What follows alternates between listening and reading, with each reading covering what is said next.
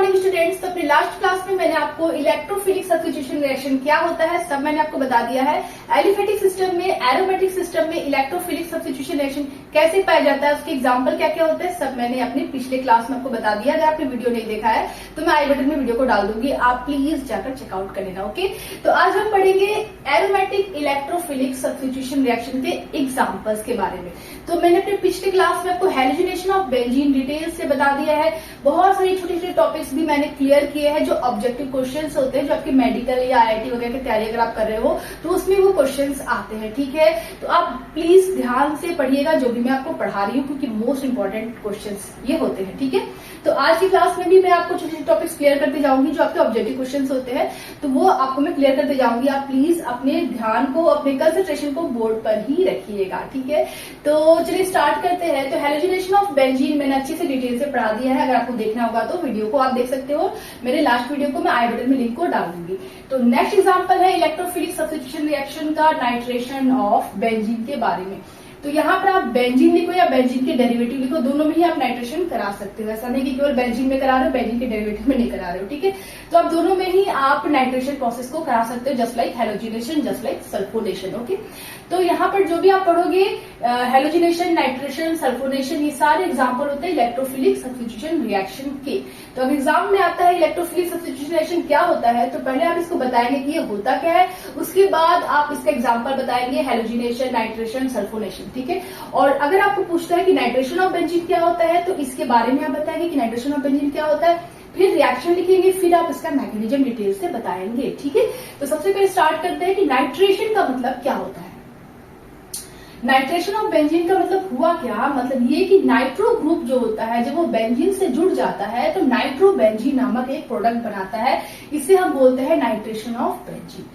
Benzene पर nitro group का जुड़ना और नाइट्रो बेंजीन का बढ़ना, इसे क्या बोलते हैं, इसे बोलते हैं नाइट्रेशन ऑफ बेंजीन। ओके, तो यहां तक तो क्लियर हो गया आपका। चलिए, तो अब यहाँ पर जो एक इंपॉर्टेंट चीज मैं आपको बताने वाली हूँ, प्लीज आप ध्यान से सुनिएगा।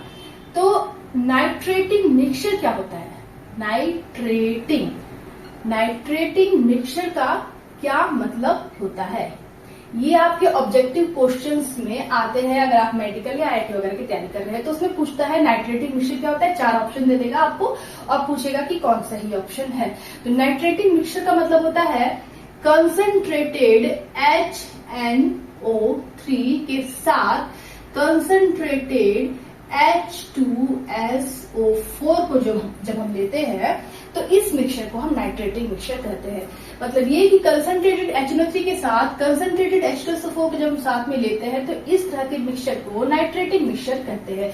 ये दोनों मिलकर आपका एक इलेक्ट्रोफाइल डेवलप करते हैं, इसका नाम होता है नाइट्रोनियम आयन NO2+। ये एक इलेक्ट्रोफाइल होता है जो नाइट्रेशन ऑफ बेंजीन में यूज होने वाला इलेक्ट्रोफाइल होता है।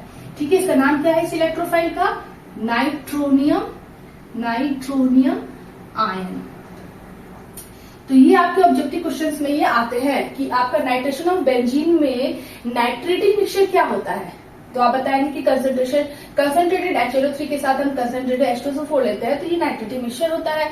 तो और ये भी क्वेश्चन आ सकता है कि नाइट्रेशन ऑफ बेंजीन में कौन सा इलेक्ट्रोफाइल डेवलप होता है, तो आप बताएंगे कि नाइट्रेशन ऑफ बेंजीन में नाइट्रोनियम आयन नामक NO2+ एक इलेक्ट्रोफाइल डेवलप होता है। तो ये सारे जो है ऑब्जेक्टिव क्वेश्चंस में आते हैं। यहाँ तक क्लियर हो गया ना आपको, तो अगर नोट करना है तो उसको आप नोट कर सकते हैं।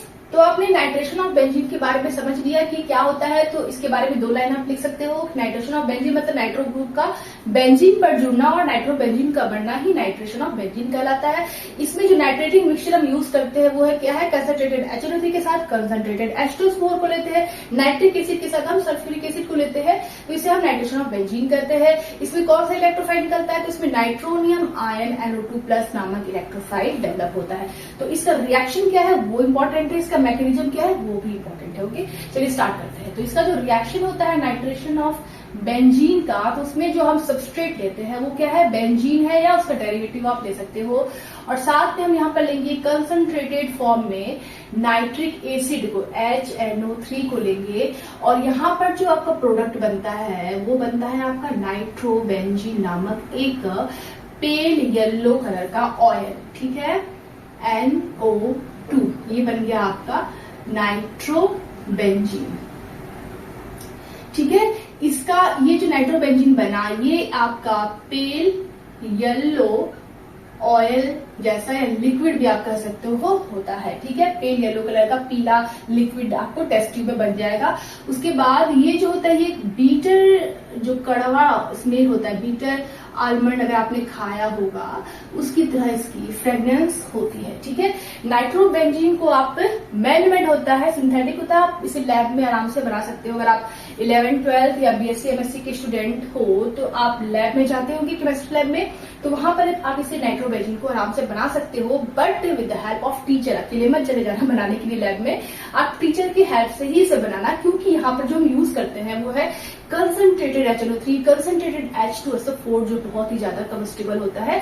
अगर आपकी बॉडी पर गिरा तो वहां पे फफोले भी आ जाएंगे, लेकिन हम जो लैब में यूज करते हैं वो 68% तक कंसंट्रेटेड HNO3 होता है। ठीक है, तो यहाँ पर आप इसे लैब में भी आप इसे बना सकते हो। जब आप इसे टेस्ट ट्यूब में बनाओगे तो वहां पर आप देखोगे कि आपके टेस्ट ट्यूब में आप नीचे की तरफ येलो कलर का, पेल येलो कलर का एक लिक्विड आपको नजर आएगा टेस्ट ट्यूब में। ठीक है, तो उसके बाद समझ जाओ कि आपका नाइट्रोबेंजीन बन गया। अब आपको फ्रेग्रेंस से पहचानना है कि वो नाइट्रोबेंजीन है कि नहीं है। कड़वे बादाम आपने खाए होंगे, बादाम खाते होंगे आप, तो उसमें आपने बादाम में कुछ कड़वे बादाम भी होते हैं जो आपके मुंह के कसेरा कर देते हैं, आपके माउथ को खराब कर देते हैं। तो उसी तरीके का फ्रेग्रेंस होता है, कड़वे बादाम की तरह इस नाइट्रोबेंजीन का फ्रेग्रेंस होता है। तो जो टेस्ट ट्यूब में आपका बना है नाइट्रोबेंजीन, इसको स्मेल करना है, ऐसे नहीं करना है। ठीक है, ऐसे अगर करोगे तो पूरा आपके नोज में चला जाएगा, आपका दिमाग घूम जाएगा। इसीलिए आपको दूर से फ्रेग्रेंस को फील करना है कि उसका जो फ्रेग्रेंस है वो कैसा है। तो आपको कड़वे बादाम की स्मेल आएगी, येलो कलर का ऑयल बना हुआ है, तो ये क्या है, नाइट्रोबेंजीन है।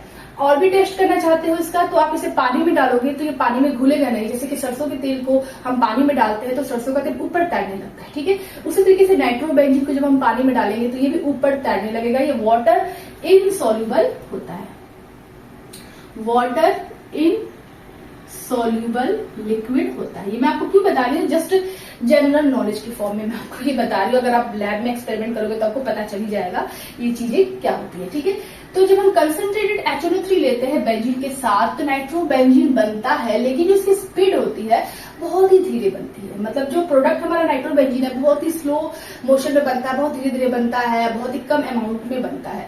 लेकिन अगर हम यहाँ पर एक कैटलिस्ट अगर ले ले, कंसंट्रेटेड H2SO4 को ले ले, साथ में हम टेम्परेचर दे दे, इसको गर्म कर दे टेस्ट ट्यूब को, तो ये जो रिएक्शन है बहुत फास्ट होती है। नाइट्रोबेंजीन बहुत ही तेजी से बनने लगता है, ज्यादा अमाउंट में बनने लगता है। तो यहाँ पर जो कैटलिस्ट हम यूज कर रहे हैं वो क्या है, कंसंट्रेटेड H2SO4। ये कैटलिस्ट है, ये आपका रिएक्टेंट नहीं है, ये कैटलिस्ट है। ठीक है, ये आपका क्या हो गया रिएक्टेंट्स, बट ये क्या है, कैटलिस्ट। ठीक है, कैटलिस्ट का क्या काम होता है, रिएक्शन के बीच में जाना, रिएक्शन को फास्ट करना, प्रोडक्ट को ज्यादा बनाना, फिर जैसे वो आया था वैसे ही रिएक्शन के बाहर निकल जाना। ठीक है, वो कैटलिस्ट हो गया आपका।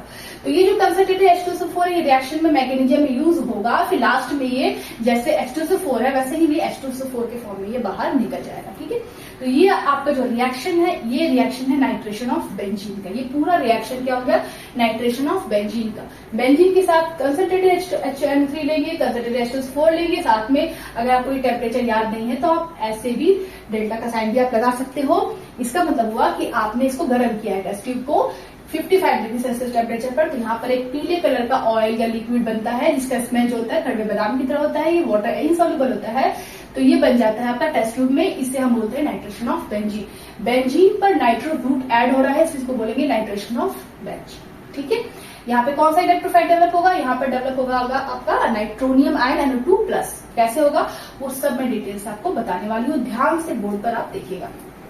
चलिए यहाँ तक तो ठीक है, इसको मैं साफ कर देती हूँ ताकि थोड़ा सा जगह हमारा यहाँ पे बन जाए जब हम मैकेनिज्म करें तो। ठीक है, चलिए अब इसका मैकेनिज्म स्टार्ट करते हैं। ये सेकंड वीडियो में बना रही हूँ इस टॉपिक का, क्योंकि इसके पहले मैं नाइट्रेशन ऑफ बेंजीन जब पढ़ा रही थी आपको तो मैंने माइक यूज किया हुआ था, और माइक डिस्चार्ज होगा कि क्या, मैं कभी यूज की नहीं थी माइक, तो माइक को यूज करने का मेरे को आदत नहीं है, तो डिस्चार्ज हो गया था क्या कि मैं पूरा पढ़ा दिया। जब मैंने वीडियो देखा तो वीडियो में मेरा आवाज ही नहीं था, केवल मैं ऐसे ऐसे कर रही थी, तो इसलिए मैंने माइक को रख दिया। फिर मैं दोबारा शूट कर रही हूँ इस वीडियो को। ठीक है, और आज मेरा बर्थडे भी है, फिर भी मैं इसको सूट कर रही हूँ ताकि आप लोग इसको क्लियर कर सके, क्योंकि हेलोजिनेशन ऑफ बेंजीन मैंने बता दिया है, ये टॉपिक्स बचे हुए थे तो मैंने सोचा कि आज इसको कंप्लीट कर ही देती हूँ। ठीक है, तो यहाँ पर आपका नाइट्रेशन ऑफ बेंजीन यहाँ तक कंप्लीट हो गया। अब हम इसका मैकेनिज्म करेंगे। तो मैकेनिज्म जो है वो सबका सेम ही है।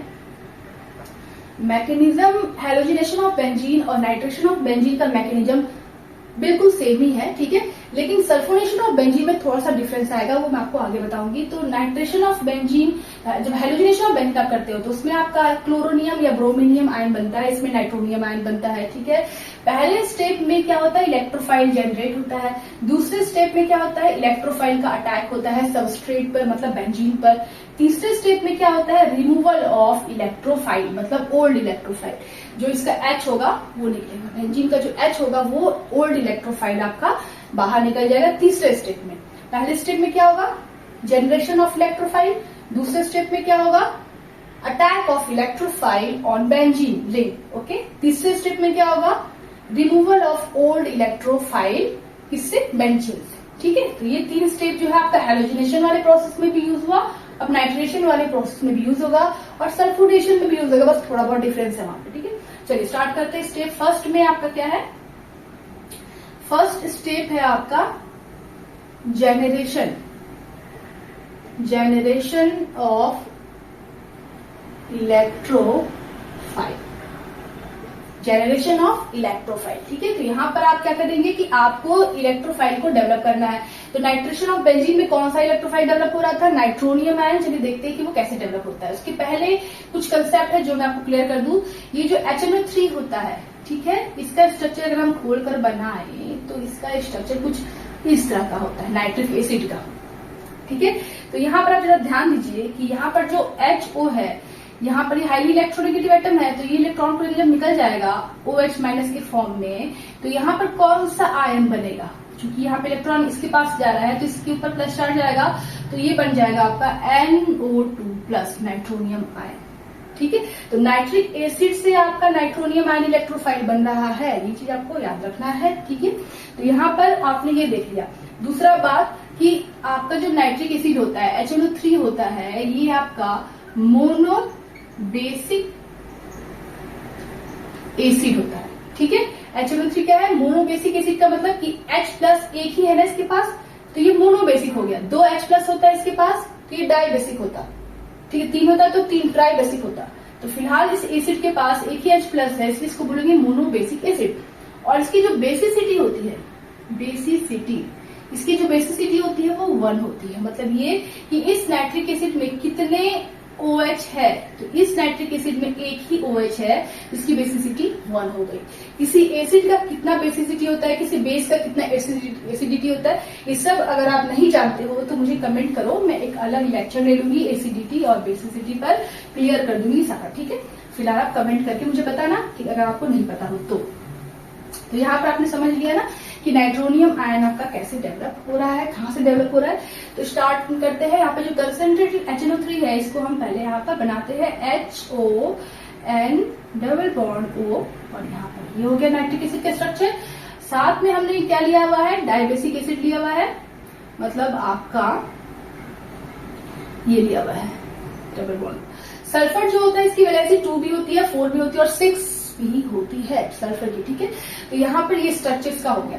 अब यहाँ पर आप जरा ध्यान दीजिए कि ये जो है आपका नाइट्रिक एसिड, ये यहाँ पर एक्ट करता है, एक्ट्स एज ए बेस की तरह ये काम करता है नाइट्रिक एसिड। और यहाँ पर जो सल्फ्यूरिक एसिड होता है वो एक्ट एज ए एसिड की तरह काम करता है। यहाँ पर पहले स्टेप में सल्फ्यूरिक एसिड यहाँ पर एसिड की तरह और नाइट्रिक एसिड बेस की तरह काम करता है। ये एसिड ही है बट ये बेस की तरह क्यों काम कर रहा है, क्योंकि इसके पास एक ऑक्सीजन है जिसके पास लोन पेयर है, इसकी इलेक्ट्रोनेगेटिविटी हाई है।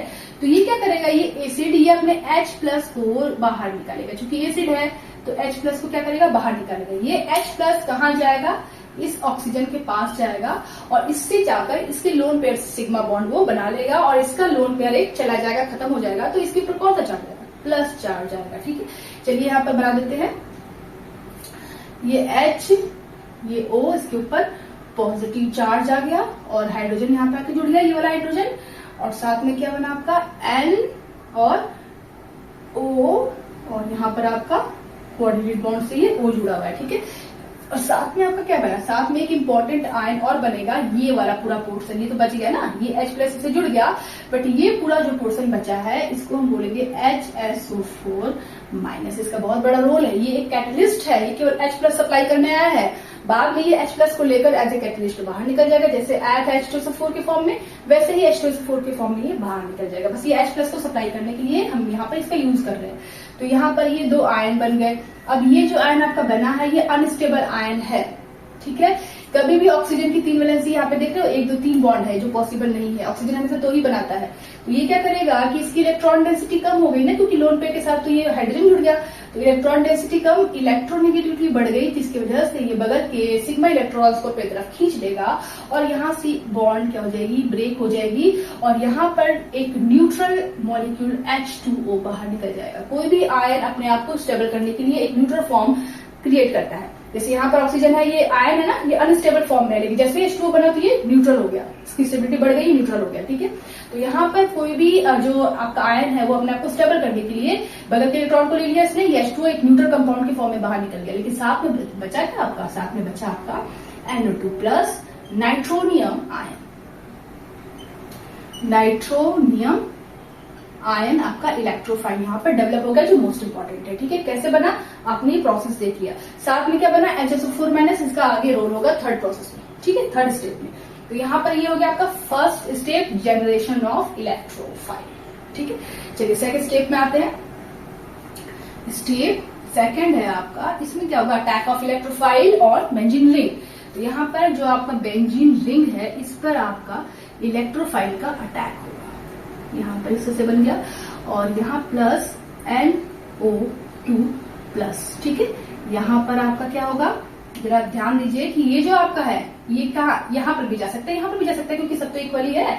तो यहाँ पर मैंने अगर मूव कर दिया स्पाई इलेक्ट्रॉन को, तो यहाँ पर नेगेटिव डेवलप हुआ, यहाँ पर क्या डेवलप हुआ, पॉजिटिव। तो ये जो आपका पॉजिटिव है वो इस नेगेटिव पर अटैक करेगा ना, और क्या बना लेगा आपका इस तरह का एक अनस्टेबल स्पीसीज यहाँ पे बना लेगा। अब यहाँ पर हाइड्रोजन सब कार्बन में एक हाइड्रोजन है, तो यहाँ पर भी एक हाइड्रोजन होगा, ओके। और ये NO2 ग्रुप आपका आके यहाँ पे जुड़ गया, ठीक है। अब यहाँ पर जो भी चीजें बची हुई है उसको यहाँ पे ड्रॉ कर लेंगे। अब इस कार्बन की वैलेंसी खत्म हो गई, तो यहाँ पर पॉजिटिव चार्ज आ गया, ये बन गया आपका सिग्मा कॉम्प्लेक्स। सिग्मा कॉम्प्लेक्स क्यों कहते हैं इसको, क्योंकि यहाँ पर एक सिग्मा बॉन्ड नया बन रहा है ना, इसलिए इसको सिग्मा कॉम्प्लेक्स कहते हैं।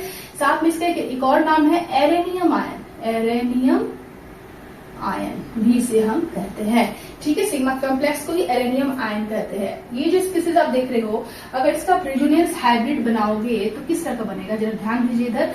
ये जो पॉजिटिव चार्ज है, positive charge single bond double bond single bond double bond single bond, इस तरह से कंजुगेशन में है। ये पॉजिटिव चार्ज इस डबल बॉन्ड के साथ कंजुगेशन में है, ये पॉजिटिव है, इलेक्ट्रॉन को खींचेगा तो यहाँ पर ये डबल बॉन्ड बनेगा, यहाँ पॉजिटिव आएगा, फिर ये जो डबल बॉन्ड है यहाँ पर आएगा, फिर पॉजिटिव यहाँ पर आएगा। तो ये पॉजिटिव चार्ज इस आधे रिंग पर तो घूम ही रहा है, तो इसको हम ऐसे बना सकते हैं हाइब्रिड स्ट्रक्चर इसका इस तरह का, ठीक है। प्लस चार्ज यहाँ पर, NO2 यहाँ पर, और यहाँ पर हाइड्रोजन। ये आपका सिग्मा कॉम्प्लेक्स का स्ट्रक्चर है, हाइब्रिड स्ट्रक्चर, ठीक है। फिलहाल ये बनाने की जरूरत नहीं है, बस मैं आपको समझा रही हूँ कि ये जो प्लस चार्ज है वो आधे रिंग पर घूम रहा है, पूरे रिंग पे नहीं, क्योंकि यहाँ पर आपका sp3 हाइब्रिडाइज्ड है, ठीक है। तो इस वजह से ये आधे रिंग पे घूम रहा है, अनस्टेबल होगा, तो ये अपने को स्टेबल करना चाहेगा। ये जो स्पेसिस बना सिग्मा कॉम्प्लेक्स, ठीक है, इसमें आधा कंजुगेशन हो रहा है, लेकिन पूरा कंजुगेशन करने के लिए ये अगर H प्लस को निकाल देगा यहाँ से, तो यहाँ पर क्या हो जाएगा, H प्लस निकलेगा तो यहाँ पर एक बॉन्ड डेवलप होगा, तो एरोमेटिसिटी वापस पा लेगा, इसकी स्टेबिलिटी बढ़ गई, तो इस वजह से एक न्यूट्रल कंपाउंड बनेगा जिसका नाम है नाइट्रोबेंजीन, ठीक है। देखो कैसे। तो यहाँ पर सेकेंड स्टेप में क्या था, अटैक ऑफ इलेक्ट्रोफाइल। तीसरे स्टेप में आते हैं, थर्ड स्टेप। थर्ड स्टेप में क्या होता है, रिमूवल ऑफ ओल्ड इलेक्ट्रोफाइल। तो यहाँ पे इलेक्ट्रोफाइल H प्लस ओल्ड है, तो यहाँ पर हो जाएगा रिमूवल ऑफ ओल्ड इलेक्ट्रोफाइल। यहाँ पे मैंने लिखा नहीं है, लेकिन आप लिख दीजिएगा attack of electrophile, removal of old electrophile, ठीक है। ये step third step last step है, देखिए कैसे होता है। इसमें आपका ये जो सिग्मा कॉम्प्लेक्स है, ठीक है, और यहाँ पर आपका NO2 है, यहाँ पर हाइड्रोजन है, यहाँ प्लस चार्ज है, ये ऐसे है, ये ऐसे है। तो अब क्या होगा कि ये सिग्मा कॉम्प्लेक्स जो अनस्टेबल है, अपने आप को स्टेबल करने के लिए इस बगल के, क्योंकि ये जो कार्बन है इसकी इलेक्ट्रॉनिसिटी कम हो गई, इलेक्ट्रोनेगेटिविटी हाई हो गई, इस बगल के सिग्मा इलेक्ट्रॉन को अपनी तरफ खींच लेगा। तो ये H as a minus H plus के फॉर्म में बाहर निकल जाएगा और एक न्यूट्रल कंपाउंड यहाँ पर डेवलप होगा जो स्टेबल होगा, जिसकी स्टेबिलिटी हाई होगी, जिसकी एरोमेटिसिटी हाई होगी, वो आपका इस तरह से यहाँ पर ये बन जाएगा। क्योंकि ये इधर आएगा तो यहाँ पर पाई इलेक्ट्रॉन्स कुछ हिस्से से मूव करने लगेंगे, तो यहाँ पे एक aromatic compound, stable compound develop हो जाएगा, नाइट्रोबेंजीन। ठीक है, समझ में आ गया कैसे बना। साथ में आपका क्या होगा, ये जो H प्लस निकला है, ठीक है, इस रिएक्शन के नीचे आप लिखेंगे ये जो HSO4 माइनस आपका ऊपर यहाँ पर जो बचा हुआ है, ये H प्लस को लेगा और वापस ऐसे आया था वैसे ही चला जाएगा H2SO4 एज ए कैटलिस्ट के फॉर्म में। बस रिएक्शन कंप्लीट हो गई आपकी, न्यूट्रल कंपाउंड्स बन गए, ये हो गया नाइट्रेशन ऑफ बेंजीन। ठीक है, चलिए एक और देख लेते हैं। नाइट्रेशन ऑफ बेंजीन का मतलब क्या होता है। This is example of electrophilic substitution reaction, aromatic electrophilic substitution reaction, क्योंकि एरोमेटिक कंपाउंड्स में हो रहे हैं। बेंजीन लो चाहे बेंजीन के डेरिवेटिव लो, नाइट्रेशन आप दोनों पर ही करा सकते हो। नाइट्रेशन का मतलब होता है नाइट्रो ग्रुप का ऐड होना बेंजीन रिंग पर और क्या बनना, नाइट्रोबेंजीन का बनना। ठीक है, यहाँ तक समझ आ गया। अब देखिए नाइट्रेशन में कौन सा इलेक्ट्रोफाइल डेवलप होता है, तो nitronium and NO2 plus. Nitrating mixture हम कौन सा लेते हैं, कंसंट्रेटेड HNO3 के साथ कंसंट्रेटेड H2SO4 लेते हैं हीट के प्रेजेंट पे, जिसको हम बोलते हैं नाइट्रेटिंग मिक्सचर। ठीक है, तो ये इसका रिएक्शन हो गया। अब इसका मैकेनिज्म समझते हैं। मैकेनिज्म 3 स्टेप में कंप्लीट होता है। पहले स्टेप में इलेक्ट्रोफाइल डेवलप होता है, दूसरे स्टेप में अटैक ऑफ इलेक्ट्रोफाइल होता है, तीसरे स्टेप में क्या होता है, रिमूवल ऑफ ओल्ड इलेक्ट्रोफाइल होता है सबस्ट्रेट से। ठीक है, तो पहले स्टेप में क्या होगा, हम यहाँ पर जो नाइट्रिक एसिड लेंगे वो एक बेस की तरह काम करेगा और जो एसिड लेंगे सल्फ्यूरिक एसिड वो एक एसिड की तरह काम करेगा। वो H प्लस को बाहर निकालेगा, वो H प्लस कहाँ जुड़ेगा, नाइट्रिक एसिड पे जुड़ेगा और एक अनस्टेबल स्पीसीज बनाएगा। बाद में वो स्टेबल हो जाएगा वाटर को निकालकर और एक इलेक्ट्रोफाइल डेवलप करेगा, नाइट्रोनियम आयन। यहाँ पर ये इलेक्ट्रोफाइल आपका डेवलप हो गया। ठीक है, ये इंपॉर्टेंट क्वेश्चन है, पूछता है कि नाइट्रेशन ऑफ बेंजीन में कौन सा इलेक्ट्रोफाइल डेवलप होता है। साथ में एक आयन निकलेगा HSO4 माइनस। सेकेंड स्टेप में क्या होगा, बेंजीन पर नाइट्रोनियम आयन का अटैक होगा और अटैक होने के बाद अरेनियम आयन या सिग्मा कॉम्प्लेक्स बनेगा। कैसे बनेगा सब मैंने बता दिया आपको। ठीक है, समझ में आ रहा है। Removal of electrophile third step है आपका। यहाँ पर H प्लस क्योंकि अनस्टेबल है तो अपने आपको स्टेबल करने के लिए बगल के इलेक्ट्रॉन को लेकर स्टेबल फॉर्म में आ गया और H प्लस निकल गया, नाइट्रोबेंजीन बन गया। ये H प्लस कहा गया क्योंकि कैटलिस्ट से आया था तो कैटलिस्ट में ही चला गया और H2SO4 न्यूट्रल कंपाउंड के फॉर्म में बाहर निकल गया। तो ये हो गया आपका nitration of benzene. So students, electrophilic substitution reaction में हाइड्रोजनेशन ऑफ बेंजीन हो गया विद मैकेनिज्म, रिएक्शन सब मैंने आपको बता दिया। नाइट्रेशन ऑफ बेंजीन भी मैंने आपको डिटेल से अभी बता दिया। ठीक है, अब हम पढ़ेंगे सल्फोनेशन ऑफ बेंजीन। ठीक है, ये जो इंपॉर्टेंट रिएक्शन है इसमें थोड़ा सा वेरिएशन आपको देखने को मिलेगा हाइड्रोजनेशन नाइट्रेशन से, लेकिन बिल्कुल सेम है। ठीक है, इसका जो प्रोसेस है मैकेनिज्म का वो सेम है। ठीक है, तो यहाँ पर सल्फोनेशन ऑफ बेंजीन का क्या मतलब होता है, सल्फोनेशन का मतलब होता है सल्फोनिक ग्रुप का ऐड होना बेंजीन पर और बेंजीन सल्फोनिक एसिड का बनना कहलाता है sulphonation of benzene. Sulphonic group मतलब SO3H, ये जो बेंजीन से जुड़ जाता है तो आपका बनता है बेंजीन सल्फोनिक एसिड। ठीक है, सल्फोनिक ग्रुप बेंजीन से जुड़ गया तो क्या बना, बेंजीन सल्फोनिक एसिड। इस प्रोसेस को सल्फोनेशन ऑफ बेंजीन कहते हैं। ठीक है, इतना तो समझ में आ गया आपको कि सल्फोनेशन ऑफ बेंजीन होता क्या है। अब यहाँ पर कुछ टॉपिक्स है जो मैं क्लियर करना चाहती हूँ, बहुत ध्यान से देखिएगा क्योंकि बहुत सारे बच्चे बहुत कंफ्यूज रहते हैं कि सल्फ्यूरिक एसिड और फ्यूमिंग सल्फ्यूरिक एसिड में डिफरेंस क्या होता है। काफी बच्चे कंफ्यूज रहते हैं। ठीक है, कि सल्फ्यूरिक एसिड जो होता है वो क्या होता है और फ्यूमिंग सल्फ्यूरिक एसिड क्या होता है। तो सल्फ्यूरिक एसिड का फॉर्मूला होता है H2SO4 और फ्यूमिंग सल्फ्यूरिक एसिड का फॉर्मूला होता है H2SO4 के साथ सल्फर ट्राईऑक्साइड भी दिया हुआ हो। जब आप सल्फ्यूरिक एसिड का लैब में देखोगे, एक्सपेरिमेंटल लैब में, केमिस्ट्री लैब में देखोगे तो ऊपर का जो ढक्कन होता है वहां पे व्हाइट कलर का फ्यूम्स आप देखोगे, व्हाइट कलर की प्रेसिपिटेट जमी होती है, व्हाइट कलर का धुआं आपको दिखता है सल्फ्यूरिक एसिड के ऊपर। तो एक्चुअली में वो सल्फ्यूरिक एसिड नहीं होता, वो होता है फ्यूमिंग सल्फ्यूरिक एसिड। ज्यादा पुराना होने की वजह से H2SO4 के साथ साथ वहां पे सल्फर ट्राइऑक्साइड भी आपको देखने को मिलेगा उस लैब में या उस बॉटल में, ठीक है। तो H2SO4 के साथ SO3 दिया हुआ है, तो उसका मतलब ये हुआ कि वो फ्यूमिंग सल्फ्यूरिक एसिड होता है। इन दोनों को मिलाकर अगर हम फॉर्मूला तैयार करें तो यहाँ पर बनेगा H2S2O7, H2S2O7, ठीक है। यहाँ पर सल्फर का ऑक्सीडेशन स्टेट +6 होगा और इस चीज को हम बोलते हैं ओलियम। ये जो भी मैं बता रही हूँ ये कंपटीशन की अगर आप तैयारी करें कंपटीशन का, IIT का या मेडिकल का, उसमें ये पूछता है कि ओलियम क्या होता है, फ्यूमिंग सल्फ्यूरिक एसिड क्या होता है, ये ओलियम का फॉर्मूला क्या होता है, उसमें सल्फर का ऑक्सीडेशन नंबर क्या होता है, तो आपको पता होगा तभी तो आप करोगे, ठीक है। तो यहाँ पर जो आपका फ्यूमिंग सल्फ्यूरिक एसिड है, इसका मतलब ये हुआ कि सल्फ्यूरिक एसिड के साथ साथ अगर उस बॉटल में, अगर उस सल्फ्यूरिक एसिड के साथ साथ उसमें अगर सल्फर ट्राइऑक्साइड भी हो तो उस तरह के मिक्सचर को फ्यूमिंग सल्फ्यूरिक एसिड कहते हैं। तो इन दोनों को अगर जोड़कर हम बनाए तो बनेगा H2S2O7, जिसमें सल्फर का ऑक्सीडेशन नंबर +6 होगा, निकाल कर आप देख सकते हो। इस चीज को बोलेंगे ओलियम। इस चीज को क्या बोलेंगे? ओलियम। इस चीज को बोलो चाहे इस चीज को ओलियम बोलो, H2SO4 + SO3 को भी आप ओलियम कहेंगे, ठीक है। साथ में इसका एक और नाम होता है पायरोसल्फ्यूरिक एसिड, ठीक है। फ्यूमिंग सल्फ्यूरिक एसिड को पायरोसल्फ्यूरिक एसिड भी कह सकते हो या ओलियम भी कह सकते हो, H2SO4 + SO3 भी कह सकते हो या H2H2O7 भी कह सकते हो, एक ही चीज है, ठीक है। अगर आपको ऑक्सीडेशन नंबर निकालने को देगा तो ये वाला कंपाउंड देगा, याद रखिएगा। नाम भी पूछेगा तो पायरोसल्फ्यूरिक एसिड इसका नाम है, अच्छे से इसको याद कर लीजिएगा। तो स्टूडेंट्स, तो आपने अभी क्या समझा कि सल्फ्यूरिक एसिड क्या होता है, फ्यूमिंग सल्फ्यूरिक एसिड या ओलियम क्या होता है, पायरोसल्फ्यूरिक एसिड क्या होता है, ये आप समझ गए अच्छे से, ठीक है। आपने नोट भी कर लिया। अब हम आते हैं सल्फोनेशन ऑफ बेंजीन के बारे में। इसमें क्या होता है, सल्फोनिक ग्रुप जो होता है वो बेंजीन पर जुड़ता है और बेंजीन सल्फोनिक एसिड नामक कंपाउंड बनता है, इसी को सल्फोनेशन ऑफ बेंजीन कहते हैं। तो उसका जो एग्जांपल है, उसका जो रिएक्शन है इस सल्फोनेशन ऑफ बेंजीन का, यहाँ पर मैंने नोट डाउन कर दिया है, आप देख सकते हो। यहाँ पर आपने बेंजीन लिया, इसका रिएक्शन जब हम कंसंट्रेट H2SO4 से कराएंगे, यहाँ पर आप कंसंट्रेटेड H2SO4 लो या फ्यूमिंग सल्फ्यूरिक एसिड लो या ओलियम लो, ठीक है। आप यहाँ पर कंसंट्रेटेड H2SO4 भी ले सकते हैं या ओलियम भी ले सकते हैं, आपका रिएक्शन सेम ही होगा, ठीक है। तो यहाँ पर आपने कंसंट्रेटेड H2SO4 लिया और इसका प्रोडक्ट क्या बना आपका, बेंजीन रिंग पर सल्फोनिक ग्रुप। ये जो ग्रुप आप देख रहे हो ये होता है सल्फोनिक ग्रुप SO3H। ये सल्फोनिक ग्रुप ऐड हो गया बेंजीन पर, तो क्या बन गया, बेंजीन सल्फोनिक एसिड बन गया, ठीक है। एसिड क्यों कर रहे हैं, क्योंकि H+ निकालेगा ना ये, तो इसलिए ये एसिड कहलाएगा।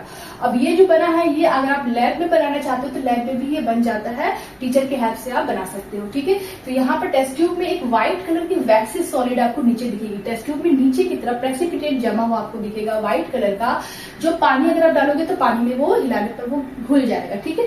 तो ये जो व्हाइट वैक्सी सॉलिड होता है इसका नाम होता है बेंजीन सल्फोनिक एसिड और ये पानी में घुल जाता है, सॉल्युबल इन वाटर होता है। फॉर जनरल नॉलेज की फॉर्म में मैंने आपको ये बता दिया है कि बेंजीन सल्फोनिक एसिड क्या होता है और किस तरह का दिखता है वो।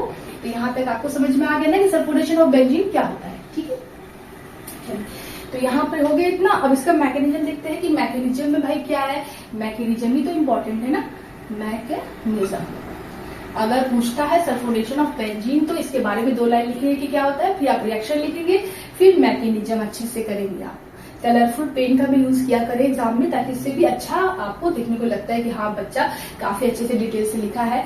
हाँ, बस ऐसे ऐसे कुछ नहीं कर देना है, अच्छे से मैकेनिज्म को वहाँ पे एरो वगैरह को आप कलरफुल पेन से दिखा सकते हो, ठीक है। मैकेनिज्म में पहला स्टेप क्या है, जनरेशन ऑफ इलेक्ट्रोफाइल। तो और दूसरा स्टेप क्या है, अटैक ऑफ इलेक्ट्रोफाइल। तीसरा स्टेप क्या है, रिमूवल ऑफ ओल्ड इलेक्ट्रोफाइल जो मैंने आपको सब तीनों रिएक्शन में बताया आगे। हाँ, चलिए स्टार्ट करते हैं। जनरेशन ऑफ इलेक्ट्रोफाइल में पहले स्टेप में क्या होता है कि यहाँ पर आपने कंसंट्रेटेड H2SO4 जो लिया है उसका पहले स्ट्रक्चर हम खोलकर थोड़ा बनाएंगे ताकि आपको समझ में अच्छे से आए, ठीक है। ये हो गया एक कंसंट्रेटेड H2SO4 और ये हो गया आपका दूसरा कंसंट्रेटेड H2SO4 का मॉलिक्यूल, सल्फ्यूरिक एसिड का मॉलिक्यूल, ठीक है। ये काम करेगा एक्ट एज ए बेस की तरह, ठीक है, just like nitration act as a base, and ये काम करेगा एक्ट एज ए एसिड की तरह, ठीक है। फाइनल क्या होगा, अब देखो यहाँ पे यहाँ पर क्या जो आप देख रहे हो, यहाँ पर लोन पेयर है, अब ये एसिड की तरह काम करेगा तो यहाँ से ब्रेक डाउन होगा, यहाँ पर H प्लस रिलीज होगा और यहाँ पर माइनस चार्ज बनेगा। तो ये H प्लस जो है वो अटैक करेगा इस ऑक्सीजन पर। नाइट्रेशन में जो मैं आपको बता रही थी जनरेशन ऑफ इलेक्ट्रोफाइल, ठीक वैसा ही प्रोसेस है। तो यहाँ पर आपका क्या बन जाएगा, HO S double bond O यहाँ पर, और आपका O प्लस चार्ज आ जाएगा और एक हाइड्रोजन यहाँ पे जुड़ जाएगा। इलेक्ट्रॉन डेंसिटी कम हो गई ना, सिंगल बॉन्ड बना लिया तो यहाँ पे ऑक्सीजन के ऊपर प्लस चार्ज आ जाएगा। बाकी बचा क्या, बाकी ये वाला आयन बचा, तो इसको भी नोट कर लेंगे। इसको नोट करेंगे तो क्या हो जाएगा, SH, पहले यहाँ पे लिखेंगे H, ठीक है, फिर O, फिर S, फिर O3 माइनस, ऐसे भी लिख सकते हो या ऐसे भी लिख सकते हो, HSO4 माइनस, ठीक है। इसको आप HSO4 माइनस के फॉर्म में भी आप लिख सकते हो। बचा तो वही ना, एक H प्लस चला गया तो क्या बचा, HSO4 माइनस। ये बहुत इंपॉर्टेंट है क्योंकि एक यहाँ पे कैटलिस्ट का काम कर रहा है और एक जो हो रहा है रिएक्शन में भाग ले रहा है। तो एक H2SO4 ऐसे ही बाहर निकल जाएगा रिएक्शन के लास्ट में, ठीक है। तो यहाँ पर एक जो है वो रिएक्शन में पार्टिसिपेट कर रहा है और एक कैटलिस्ट का यहाँ पे रोल कर रहा है H प्लस को रिलीज करने का। तो ये हो गया आपका पहला स्टेप। अब इसमें क्या होता है कि आपका इलेक्ट्रोफाइल कहाँ डेवलप होगा वो जरा ध्यान से आप देखेंगे, ठीक है। यहाँ पर मैं इसको ऐसे करती हूँ, यहाँ पर नीचे से, ठीक है। तो आपका ये जो बना हुआ है यहाँ पर आपका, आप जरा ध्यान देंगे कि ये जो आपका स्पीसीज है ये अनस्टेबल है क्योंकि ऑक्सीजन के ऊपर प्लस चार्ज है। तो ये जो पूरा फॉर्म है ये H2O के रूप में बाहर निकल जाएगा। क्यों, क्योंकि ये बगल के इलेक्ट्रॉन को ये खींच लेगा। तो इस ऑक्सीजन का आप लोन पेयर वापस ले लिया उसने, तो यहाँ पर ये माइनस H2O के फॉर्म में निकल गया और बचा क्या आपका, बचा आपका HO S double bond O और यहाँ पर आपका प्लस चार्ज, क्योंकि वो बगल के इलेक्ट्रॉन को ऑक्सीजन ने ले लिया। तो ये स्पीसीज आपका बचा और साथ में ये बचा, ये वाला और ये वाला दो बने। उसके बाद क्या होगा कि ये जो है, ठीक है, ये जो आयन है जो कि यहाँ पे प्लस चार्ज है तो बगल के हाइड्रोजन के इलेक्ट्रॉन्स को ये खींच लेगा अपनी तरफ। इसको अगर मैं खोल कर बनाना चाहूं तो इस तरह से, यहाँ पर हाइड्रोजन है तो इसके ऊपर प्लस चार्ज है, इलेक्ट्रॉन डेंसिटी कम, इलेक्ट्रोनेगेटिविटी हाई, तो इस बगल के सिग्मा इलेक्ट्रॉन को ये खींच लेगा, हाइड्रोजन के सिग्मा इलेक्ट्रॉन को खींच लेगा और माइनस H प्लस यहाँ से बाहर रिलीज हो जाएगा और एक न्यूट्रल कंपाउंड बनेगा S डबल बॉन्ड O। कोई भी आयन अपने आप को स्टेबलाइज करना चाहता है, अपने आप को न्यूट्रल करना चाहता है, तो यहाँ पर ये स्पीसीज बन गई SO3 और साथ में H प्लस बाहर निकल गया। ये H प्लस कहाँ जाएगा, इस HSO4 माइनस के पास जाएगा और साथ में क्या बना लेगा, साथ में बना लेगा H2SO4। ये H प्लस यहाँ गया और क्या बना लिया, H2SO4, साथ में आपका यहाँ पे क्या बना, SO3। तो ये जो SO3 है यही आपका यहाँ पर इलेक्ट्रोफाइल डेवलप हुआ। अब आप कहोगे तो यहाँ पे तो कोई भी चार्ज स्पीसीज नहीं बना, यहाँ पे इलेक्ट्रोफाइल कैसे बन गया, ठीक है। तो ये जो है एम्बिडेंट इलेक्ट्रोफाइल या पोलर इलेक्ट्रोफाइल कहलाता है। SO3 जो होता है वो एम्बिडेंट इलेक्ट्रोफाइल या पोलर इलेक्ट्रोफाइल भी इसे हम कहते हैं क्योंकि यहाँ पर इसकी इलेक्ट्रोनेगेटिविटी हाई होती है, नेगेटिव, और यहाँ पर पॉजिटिव। आ गया तो चार्ज, आ गया ना चार्ज। तो यहाँ पर सल्फर पर पॉजिटिव, ऑक्सीजन पे नेगेटिव होता है, ये होता है एम्बिडेंट इलेक्ट्रोफाइल या पोलर इलेक्ट्रोफाइल इसका नाम है। तो यहाँ पे इलेक्ट्रोफाइल ये डेवलप हो गया, सल्फर की यहाँ पे प्लस चार्ज आती है। तो ये पहले स्टेप में आपका जनरेशन ऑफ इलेक्ट्रोफाइल आपने दिखा दिया। तो सल्फोनेशन ऑफ बेंजीन में अगर पूछता है कि कौन सा इलेक्ट्रोफाइल डेवलप होता है तो आप बताएंगे सल्फर ट्राइऑक्साइड नामक इलेक्ट्रोफाइल डेवलप होता है। सल्फोनेशन ऑफ बेंजीन में कौन सा इलेक्ट्रोफाइल डेवलप होता है तो सल्फर ट्राइऑक्साइड डेवलप होता है, ठीक है। यहां तक आपको समझ में आ गया। अच्छा, दूसरे स्टेप में क्या होगा, स्टेप टू। इस केस में क्या होगा कि आपका ये जो बना attack of electrophile on benzene ring, तो यहाँ पर आपका इसको बना देते हैं थोड़ा अच्छे से। ये रहा आपका बेंजीन रिंग और यहाँ पर S डबल बॉन्ड O और यहाँ पर O पर नेगेटिव, यहाँ पर S पर पॉजिटिव चार्ज, ठीक है। ये एम्बिडेंट या पोलर इलेक्ट्रोफाइल कहाँ अटैक करेगा, ये इधर जाएगा तो नेगेटिव और यहाँ पर ये पॉजिटिव, यहाँ पर नेगेटिव, तो ये अटैक करेगा इस कार्बन, ठीक है। तो आपका क्या बन जाएगा, फाइनली आपका बन जाएगा कुछ इस तरह का स्पीसीज। थोड़ा सा ऊपर बनाती हूँ ताकि नीचे थोड़ा जगह रहे तो और भी बना सकूं मैं, यहाँ पर इस तरह से, ठीक है। ये हो गया ऐसे, यहाँ पर पॉजिटिव चार्ज आ गया, एक हाइड्रोजन तो पहले से है इस बेंजीन रिंग के पास, और आपका जुड़ गया S डबल बॉन्ड O, और एक डबल बॉन्ड O यहाँ पर भी है, और एक O पर नेगेटिव चार्ज है, ठीक है, O पर नेगेटिव चार्ज। 1 2 3 4 5 6 सल्फर की 6 होती है वैलेंसी। यहाँ पर इस तरह की एक स्पीसीज बन रही है जो अनस्टेबल स्पीसीज है, ठीक है। नाइट्रेशन में मैंने बताया कि ये रिजोनेंस से आपका आधा कंजुगेशन शो करेगा ये, ठीक है। मैंने आपको हाइब्रिड स्ट्रक्चर बना के दिखाया था, सब कुछ वैसा ही है, ठीक है। यहाँ तक हो गया। अब क्या होगा कि आपका सेकंड स्टेप में ये बना, थर्ड स्टेप में क्या होगा, थर्ड स्टेप में आपका ये जो स्पीसीज बनी हुई है यहाँ पर थोड़ा सा अच्छे से बनाएंगे इस तरह से ऐसे, और फिर ये क्या करेगा, ये H प्लस को ये, चलिए यहीं पे देख लेते हैं, H ऐसे है और यहाँ पर है S डबल बॉन्ड O पर नेगेटिव चार्ज, यहाँ पर डबल बॉन्ड O। तो यहाँ पर जो पॉजिटिव चार्ज है इस कार्बन की इलेक्ट्रॉन डेंसिटी कम, इलेक्ट्रोनेगेटिविटी हाई, तो बगल के H प्लस को ये अपनी तरफ खींच लेगा और आपका एरोमेटिक कंपाउंड वापस बन जाएगा -H प्लस को निकालने के बाद, और आपका इस तरह का एक न्यूट्रल स्पीसीज यहाँ पर बन जाएगी। और यहाँ पर S डबल बॉन्ड O, यहाँ पर भी डबल बॉन्ड O है, और यहाँ पर O पे नेगेटिव चार्ज होगा, इतना बना। उसके बाद क्या होगा, फर्दर यहाँ पर चूंकि हमने एसिड लिया हुआ है, ठीक है, कंसंट्रेट H2SO4 लिया हुआ है, तो यहाँ पे एक कैटलिस्ट के फॉर्म में इसका एक मॉलिक्यूल काम कर रहा है, एक मॉलिक्यूल यहाँ पे बेस की तरह काम कर रहा है। तो ये जो H2SO4 यहाँ पे फाइनली यहाँ पे बना था ना, ये H2SO4 ये वापस H प्लस को सप्लाई करेगा। H प्लस यहाँ से भी ले सकता है, चाहे H प्लस यहाँ से भी ले सकता है। ये H प्लस यहाँ से निकला हुआ है ना, तो यहाँ से भी ये ले सकता है H प्लस को, या इस H2SO4 से भी H प्लस को ले सकता है। ये H प्लस वापस चला जाएगा इसके पास, फिर ये H, मतलब समझ रहे हैं आप लोग कि ये जो H प्लस है इस H प्लस को ये O माइनस ले सकता है, या इस H2SO4 से भी H प्लस को ले सकता है, ठीक है। और इसके बाद जो H कम होगा वो यहाँ से चला जाएगा, या तो आप यहीं से डायरेक्ट ले लो, उसको छोड़ दो एज ए कैटलिस्ट है तो, ठीक है। यहीं से आपने जो H प्लस निकला वही इसके पास आके जुड़ गया, वो कैटलिस्ट आपका बाहर निकल गया है, ठीक है। तो अब कंफ्यूजन आपको नहीं होगा। तो यहाँ पर आपका इस तरह से यहाँ पर आपका बन गया S double bond O double bond O, और यहाँ पर OH, ये H प्लस अटैक किया इधर, ठीक है। और यहाँ पर आपका बन गया बेंजीन सल्फोनिक एसिड। इसी को आप इस तरह से लिख सकते हो ऐसे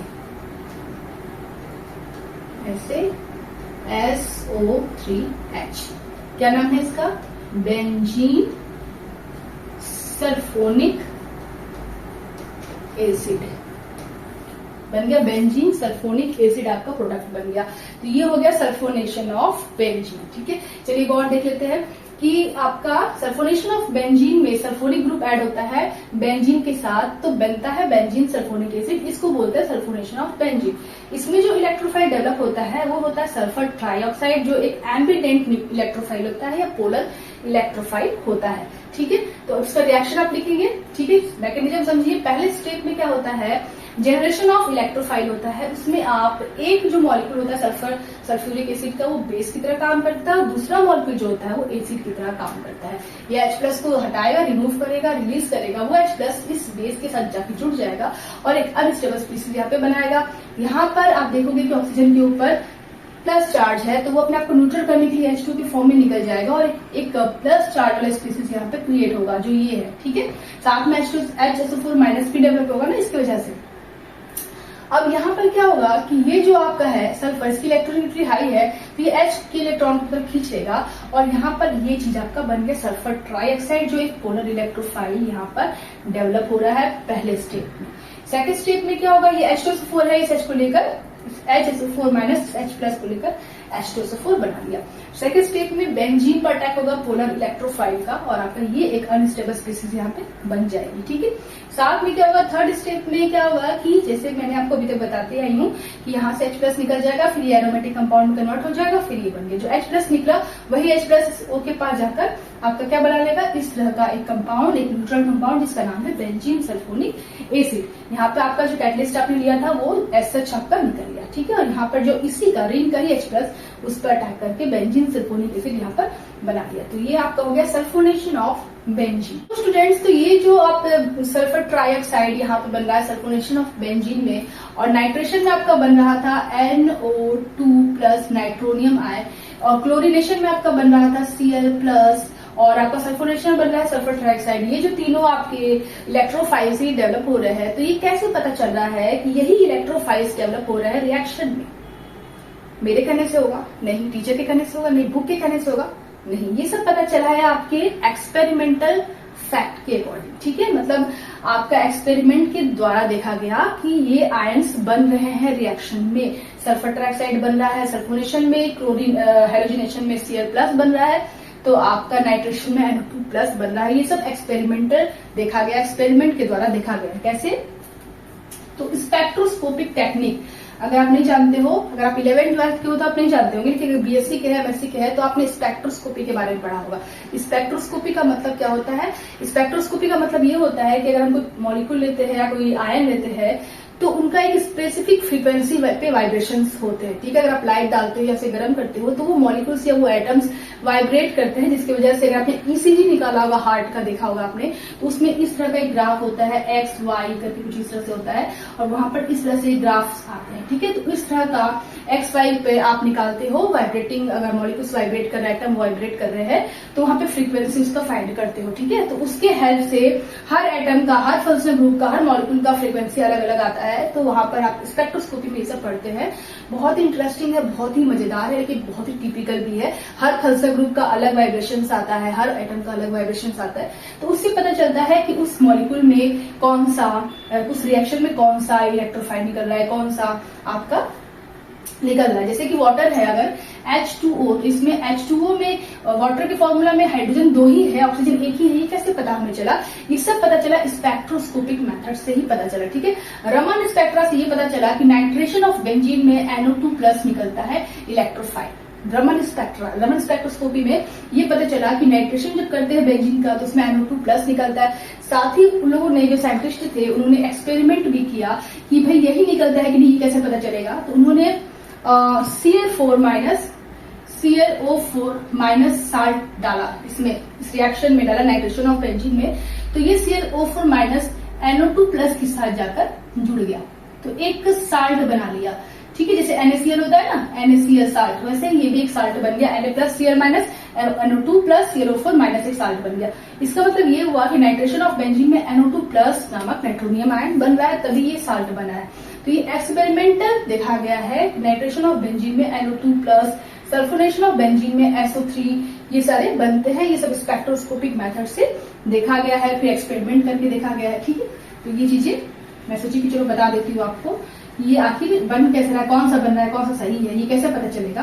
तो ये सब आपके स्पेक्ट्रोस्कोपिक मेथड से, रमन स्पेक्ट्रा से ये सब देखा गया है। उनकी फ्रीक्वेंसी इतनी ही आ रही थी, NO2 की फ्रीक्वेंसी जितनी आ रही थी उसके अनुसार देखा गया।